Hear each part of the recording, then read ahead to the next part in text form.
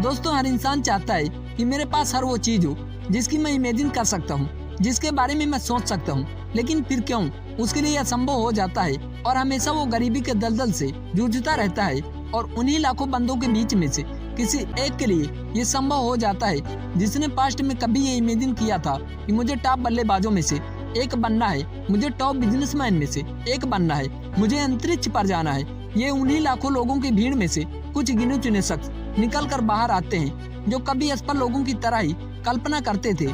लेकिन ऐसी कौन सी तीन गंदी आदतें इन महान लोगों में बचपन से नहीं होती जो असफल इंसान 24 आवर्स अपने साथ लेकर चलता है। यदि इस वीडियो को देखने के बाद भी आपके अंदर कोई बदलाव नहीं आता तो आपको इस वीडियो की नहीं बल्कि मानसिक चिकित्सा की आवश्यकता है। आदत number 1, to complain. Colonel Sanders को तो आप बखूबी जानते होंगे।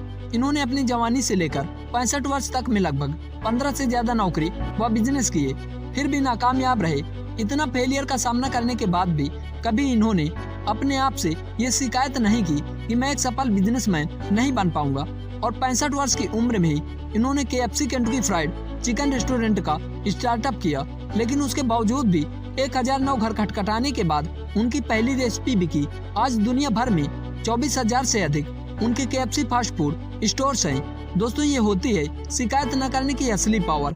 आप बार बार असफल हो रहे हो तो एडिसन का ये तरीका अपना लेना। यदि एक तरीके से फेल हो जाओ तो उसको 1000 तरीके से करना। यही सक्सेस का सीक्रेट है। एडिसन से किसी आदमी ने कहा, तुम सैकड़ों बार फेलियर का सामना कर चुके हो, क्या तुम्हें लगता है कि तुम्हें सफलता मिलेगी? एडिसन का जवाब था, महाशय, इसीलिए तो मुझे लगता है कि मुझे सफलता मिलेगी। दोस्त अपने काम को अर्श से फर्श तक ले जाने के लिए तरीके बदलना, लेकिन कभी शिकायत नहीं करना। But never complaining. शिकायत का सीधा सा कहना है, विश्व का बेताज बादशाह कहा जाने वाला एलन मस्क आज मेरा इस्तेमाल करना शुरू कर दे, मैं उसे पता भी नहीं चलने दूंगी कि कब वो अर्श से फर्श पर आ गिरा। ये कभी मत देखो कि मेरे पास ये नहीं वो नहीं। आपकी शुरुआत भले ही छोटी हो लेकिन शिकायत से नहीं। शिकायत शब्द का इस्तेमाल इसलिए कर कावर्डली लेजी लोग करते हैं जिसे कामयाबी के शिखर को छूना है। उसके डिक्शनरी में इस शब्द की कोई वैल्यू नहीं होती। वो शिकायत करने से ज्यादा कुछ करने में विश्वास रखता है। He believed in doing something more than complaining। और यही सबसे बड़ी वजह होती है कि दुनिया में गिने चुने लोग ही सफल हो पाते हैं। आदत नंबर 2, somebody is muscular। किसी को दोषी ठहराना।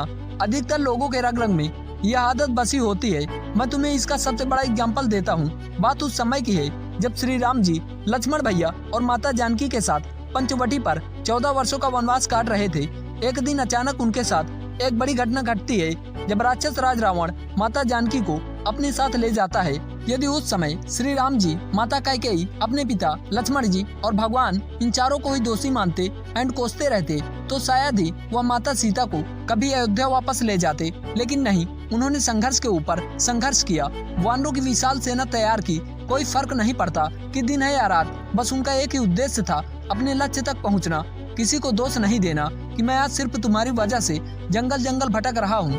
भगवान राम से बड़ा जीवन में सीखने के लिए दूसरा उदाहरण हो ही नहीं सकता। यदि आज आप एक सफल व्यक्ति नहीं हो तो इसके जिम्मेदार आप खुद हो। अपनी असफलता का क्रेडिट किसी को मत दो, बल्कि अपने आप से ये चीख कर कहो, आज मैं जहाँ पर भी हूँ उसका जिम्मेदार मैं खुद को मानता हूँ। I am responsible for him. अगला इंसान सिर्फ जरिया हो सकता है। भगवान को छोड़कर किसी के बाप में भी इतना दम नहीं है जो आपको बर्बाद कर सके। अपनी किस्मत इंसान खुद लिखता है। इसीलिए आज से ही पॉजिटिविटी के साथ जीना शुरू कर दो। ऐसे बकवास विचारों को कचरे के डिब्बे में आज ही फेंक दो। कहा जाता है जिसने खुद को दोषी माना है उसी ने इतिहास रचा है।